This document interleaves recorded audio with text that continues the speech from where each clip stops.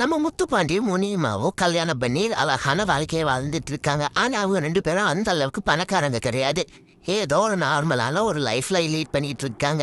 இப்படி இருக்கும்போது நம்ம முனிமா அழகா ட்ரெஸ் பண்ணிட்டு ஒரு பார்ட்டிக்கு போற. அந்த பார்ட்டியில எல்லாரோட கண்ணுமே நம்ம முனிமா மேலதான் இருக்கு. அங்க இருக்கல பணக்கார வீட்டு பையனான முத்துராசோட கண்ணும் நம்ம முனிமா மேலதான் இருக்கு. முனிமாவுக்கு அந்த பணக்கார வீட்டு பையனை ரொம்ப பிடிக்க ஆரம்பிச்சிருச்சு. ஏன்னா அவளுக்கு ஏழை வாழ்க்கை வாழ்ந்து ரொம்ப போர் அடிச்சிருச்சு. அவன் கூட சேர்ந்து டான்ஸ் ஆடுறதும் அடிக்கடி தன் புருஷனுக்கு தெரியாம அவளை போய் பாக்குறதுமாவே அடிக்கடி இருந்துட்டு இருந்திருக்கா.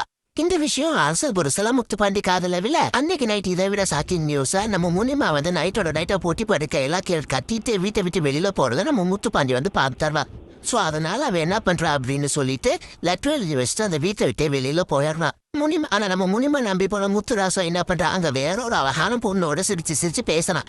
இதை பார்த்து அவ திரும்ப புரிஞ்சுக்கிட்டு நம்ம முத்துப்பாண்டியோட சேர்ந்துடலாம் அப்படின்னு சொல்லிட்டு வீட்டுக்கு வர்றா. ஆனா வீட்டுக்கு பார்த்ததுக்கு அப்புறம் தான் தெரியுது வீட்டுல முத்துப்பாண்டி இல்ல. சோ அதை நினைச்சு தன்னோட தப்ப நினைச்சு ரொம்ப ரொம்ப ரொம்ப வருத்தப்பட்டு என்ன பண்ண